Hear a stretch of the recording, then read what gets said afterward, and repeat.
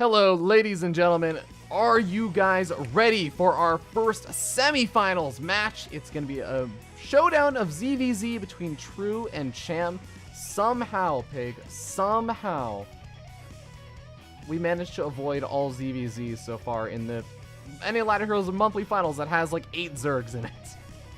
It's been pretty good so far. We've had some great Terran play, some good Protoss play, and Protoss player is still in the top 4. Unfortunately, all our Terrans have been eliminated. But we are now diving here into the awesomeness, into the first semi-final. Cham vs True in the lower half of the bracket. And of course, spawning down here in the bottom right-hand side, our blue Zerg player playing for OSC Root, it is Cham. And his opponent spawning down in the bottom left-hand corner of the map, the red Zerg player representing Psystorm Gaming. Give it up for the Korean True. And before we get started, I normally try and keep this stuff out of the game, but I do want to give an enormous thank you to Bauble Convolute for the 28-month resub. I don't even know if I'm 28 months old, man. That's a really long time. But big thank you, dude. Yeah, that's pretty hype, man. One of the originals. I always love that, right? Like you have your longest subs, and you're like, oh my god, we've been together for so long. Of course, we are going to be seeing a Zerg versus Zerg here, and this is interesting. Cham has been going for the hatch gas pool. It looks like both players kind of going for the same sort of opening here, and I mean this is interesting. I haven't seen true Zerg versus Zerg recently, so I'm very curious to see what he does. But he's a madman. We talked about this earlier. He's a crazy guy. He loves to just do off-the-wall, weird, strange styles. Cham, on the other hand, I would say doesn't have as much variability as True, but he's very aggressive and he is quite versatile. What I've often seen from Cham is a lot of trying to skip the Baneling stage and rush up to Roaches, really trying to have tempo play, cut a corner here or there, and then just carry it through with a very aggressive early mid game. So here on Newkirk, though, it's a bigger map. It is a map where, because the push distance is further, we do see Mutalisk transitions happen a little bit more often. So there's a lot of options available, and it really depends where both players want to take it.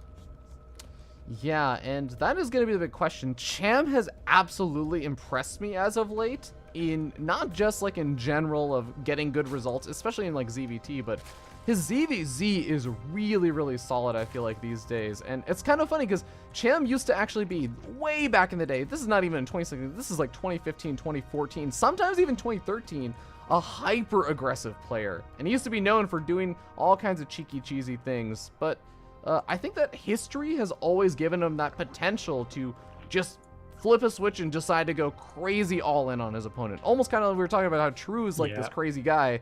I almost feel like Cham has that potential as well. Oh, absolutely. And he's already doing it. He's built 6 Zerglings the moment his spawning pool finished. Because True here, he must know True style. True going for a super fast third hatchery. This is clearly a meta play by Cham. Get out these 6 Zerglings, put on a bit of pressure, make it uncomfortable for True. And behind this, a very fast Baneling. That's more Zerglings already building. They're both only at 22 workers. And already, what this has allowed is Cham to take the aggressive positioning with these forward Lings and Banes. He purposefully took his gas super early, knowing it would allow his Ling speed to finish a little bit faster. And now we're going to see the flood. Lings and Banes are coming out across this map for Cham. He's got 3 Banelings here to support. Can True hang on? He's desperately trying to get his queens down to this hatchery. His hatchery's already sustained a lot of damage. Cham here, does he engage the queens or does he try to avoid? Ooh, looks like he's going to back around and rotate for now, but True, he realizes he doesn't have his own Banelings there. He's just going to counterattack. A great decision by True. So far, Cham's taken the better end of the trades. The question is, though, True here, what is he doing behind this? He's building Banelings at home. He's going to counterattack with these Zerglings. Cham's going to pull everything back to try and defend this. And actually, he's going to lose a queen. A great pickup already for True. Yeah, a couple more of the Zerglings are going to be coming out, though. The big sacrifice over here is that True's going to be trading out so many of his own Zerglings, and of course, with the reinforcements coming out for Cham, he's going to be able to surround and kill most of True's Zerglings. So True needs some sort of defenses back at home. He's buying time, but he needs to be buying time for something. And actually, killing off most of Cham's Banelings is a really good buy. Yeah, right now, Cham is going to be counterattacking. There's a good number of Banelings here morphing for True. He's got to start bringing them down here. There we go. They are joining into the fray. The Banelings starting to join the party. Of course, True's up a couple of workers. He did a great job of focusing down drones while he was fighting in Cham's natural. So I definitely give the advantage to True if he can defend this wave of aggression. And right now his positioning is splendid. Ooh, good micro there from Cham. Both players trade out their Banelings, and Cham continuing the aggression. More Lings and Banes coming in, but True's micro has just been too good so far. And no, Cham, he's going to go for the Banelings. Oh my gosh, manages to kill one just before it finishes. Gets out of there just before the other Baneling detonates. True missed out on a big opportunity, but it doesn't matter. At the end of the day, he holds on. He's slightly ahead. He's up 8 workers right now. That lead is getting bigger and bigger, and Cham here, he just keeps on headbutting into this, but this Queen Baneling defense is solid. It is going to be so difficult for Cham to continue to try and break this, because it's only going to get more difficult, as you were saying, with that worker advantage. And of course, both these players sitting on 3 bases worth of Larva. I mean, Larva's not going to be the limitation. It's going to be that economy. And even just the Queens getting picked off from earlier on are going to be hurting Cham. More Banelings coming in, but they're going for the Zerglings. Cham, he does get a Queen finally, but there's more Banelings there. Cham is going to be losing all of his Zerglings to the Banes. And his own Banelings, I feel like he needs to be threatening the mineral lines. He's allowing True to pull the attention away from the defense. And whenever you're attacking in Ling Bane versus Ling Bane, it's easier for you because you don't need to worry about your worker line. True here keeps buying space for himself. And behind this, he's at 48 workers versus 22. My God. Cham's aggression has been completely defused. True just showing that he is in a class of his own right now, dropping a Spine Crawler, a Roach Warren. He does need more Banelings right now. He's super greedy. He's got almost no units at home. This is actually kind of insane.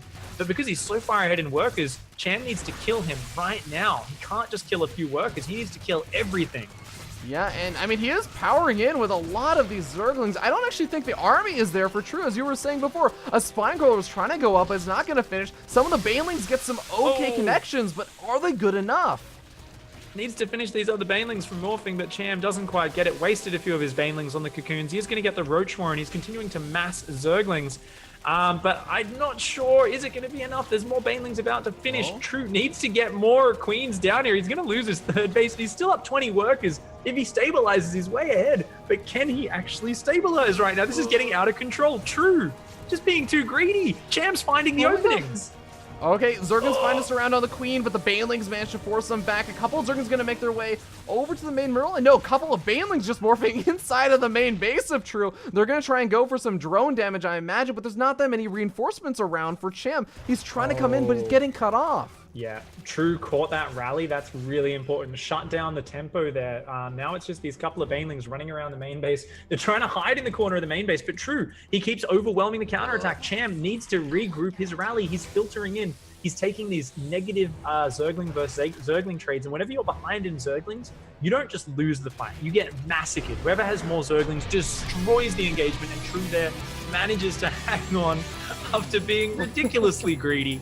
But that Queen Baneling defense was too good there. You know, I think from the moment Cham turned around to defend at home, that was his big mistake. He committed so much to the aggression and then just followed the Zerglings home. I think if he left his reinforcements to defend at home, counterattacked into the natural, he had a much better shot there. But True outplayed him and really showed the power of True in messy situations. This is a guy with Brood War mechanics. He doesn't use a lot of the mechanical shortcuts that a lot of StarCraft 2 players use. So he's actually so comfortable in the messy situations, whereas a lot of other players kind of get trapped by their own shortcuts. They get too stuck putting everything on one control group. Whereas True's like, nah, I just grab units from my rally and tell them to do things, man. Like, I don't hotkey eggs. So yeah, I think True's pretty good play there, man. I think Cham's got to do something a bit better than that game. Yeah, it's definitely going to be rough. And again, like, I think it's exactly what you were saying. It's the idea that what you were talking about was how he has those better mechanics, so he can pull all of his army out in different kind of segregations. Whereas Cham, it felt like, yeah, he was pulling back with his Banelings, but then his Banelings, I think, just gets picked off by True Zerglings while he's retreating and trying to deal with all the kind of counter aggression. So if he can somehow make his way back, by the way, it's going to be a really, really cool series. But I just want to give a little bit of love to Oli Moly, because she is such a fantastic admin. She even just makes sure, like, okay, by the way, guys, these are the colors that you were in the last game. Please keep consistent with them so that people just don't lose their minds and constantly forget which player is which happens a lot. Yeah, exactly. That's actually such a small thing, but it really helps a lot with the continuity, especially in these mirror matchups.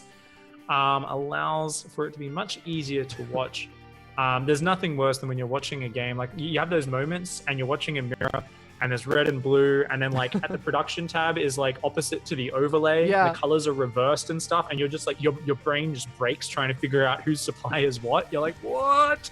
It's like one player spawn top, but on the production tab, they're actually on the bottom side. It's just the small things you wouldn't think, but they really do start to mess with you. Either way, spawning down here in the bottom right-hand corner of the map, we have the red Zerg player sitting up 1-0 in this semifinals match. Give it up for Systone Gaming's True. Commanding game one victory there. Of course, his challenger up here playing for OSC Root. The Mexican player, it is Cham. Very friendly guy. Had a lot of fun talking to him and hanging out with him in WCS Mexico last year. Very happy player. He's very chilled about competing and everything. Just enjoying improving and so on. Actually, interestingly, went for a 16 hatch there, did Cham. Something we usually see against Protoss to stop them pylon blocking your expansion. And he's going to go for that super fast gas once again. So yeah, I think Cham here, he really enjoys getting on the map and being the first one to be aggressive. So he kind of wants to have the faster gas spawning pool, the slightly faster hatchery, because he wants to get his double inject kind of synced up as well. So cool little adjustment here by Cham. True, on the other hand, going with the more classic 17 hatch, 18 gas, 17 pool. Of course, for some of the viewers who are maybe not quite as hardcore, they might be like, does it really matter? Those are numbers. It's only a few seconds. It's a few seconds difference between when they put their buildings down. It's the minutest adjustment, but at this level, every detail matters. Yeah, I mean, even being able to sneak in that Baneling maybe 4 seconds earlier can make or break the difference on whether or not you break your opponent or not. Or maybe you make the hold and you don't. Definitely ends up mattering a lot of the time. But for now, we're going to end up seeing these players kind of transition out into normal-ish openings so far. I do sort of wonder, though, Cham really tried to get hyper aggressive in that last game. And it seemed like True was also just pumping out a ton of Zerglings around the same time. It happened that Cham was being the one more aggressive. He had a slightly faster Baneling nest. Do you think we might end up seeing something like that again? Is that one of those kind of builds that you'd go for multiple times in a best of 3? It's odd, you know. It really comes down to Cham's mindset. How do you choose to overwhelm True? And I really do feel like it was a good choice last game because he was focusing on getting the aggression on True, putting the focus on him having to defend really well. That's a great way to open a best of 3 series. However, True showed he was the better player in that situation. Cham let the attention immediately get pulled back to his own defense, which was a big blunder. If he plays the same style, I wouldn't mind it, but he's got to play it differently once the fighting starts. He needs to be much more focused on his goal of keeping True back on his side of the map and actually threatening the worker lines. Cham spent way too much time trying to focus on, threatening Zerglings with Banelings. And True's too experienced a player. This isn't some random guy on ladder who's just going to, run his Zerglings into your Banelings. Instead, he just ran circles around Cham while squeezing in more workers and using his queens for defense, which was very easy because the defense was always delayed because he bought himself so much time. Of course, True here already looking like he wants to be very aggressive. That great queen poke shoved that Overlord vision back. Sorry, I was missing that. You probably caught that, Ravi. And he's sneaking these Zerglings around. Yeah, really nicely done. And Cham's going to be caught off guard because he's been making almost non-stop drones for a while, and that's going to be reflected in the worker count, setting up 35 to 24. But does he actually have enough units? These Banelings have to get decent connections to make this work. This is massively greedy from Cham. This is insane. He hasn't started extra Banelings yet. His third queen was so late. Oh. He was just being so greedy this game. That third base is going to go down. Cham is in big trouble. He's up 10 workers, so if he can stabilize, he'll be okay. But because these extra Banelings were so slow to morph, he's given True too much of a window here. Finally, the queen goes down. The Banelings finish. Looks like he might be able to stabilize, but he's got to keep this queen alive. These queens are so important. They're the linchpin in any ZVZ Ling Bane defense. But once again, he hasn't started morphing more Banelings. Cham, you need more Banelings. You can't wait until the units are on top of you. I don't think he fully respected the aggression here from True. And look at this, True just trying to delay this hatchery more and more. He wants to get that drone, but 2 Banelings will not cancel a hatchery. You need 3 Banelings to blow up a hatchery when it starts. 2 will not cut it, so didn't quite get it there. I don't even know if he's going to be looking to try and get the hatchery down so much as he's going to have to... Oh, okay, well, good Baneling hit over there for Cham. he does hold on. I was going to say a lot of Zerglings streaming across the map for True. He definitely has a pretty significant advantage in the Ling Bane War.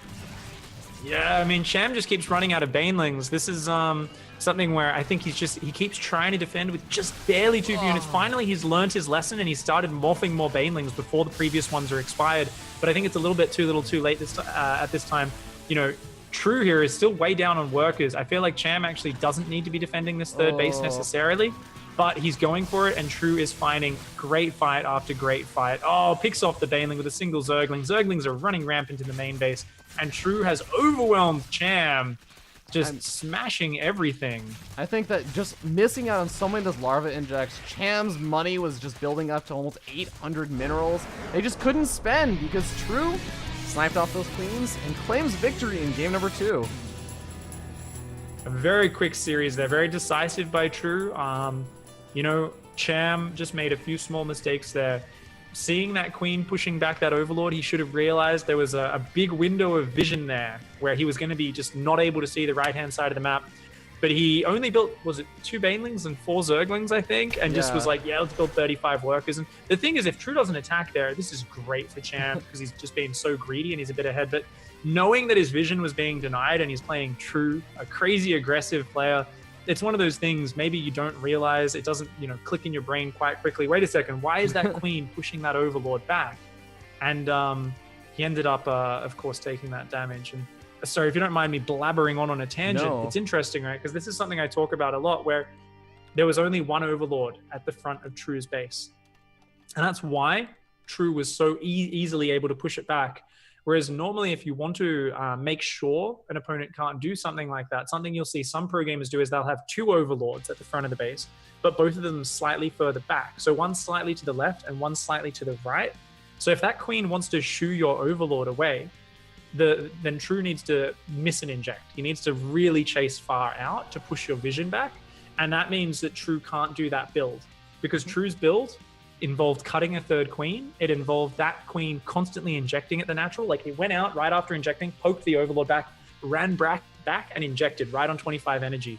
And you actually can't make that happen as efficiently with the follow-up waves of Zerglings if you have to send the queen all the way out. So there's like these minute adjustments which a lot of viewers and a lot of players themselves are blind to, but that actually was one of the reasons why that worked so well against Cham.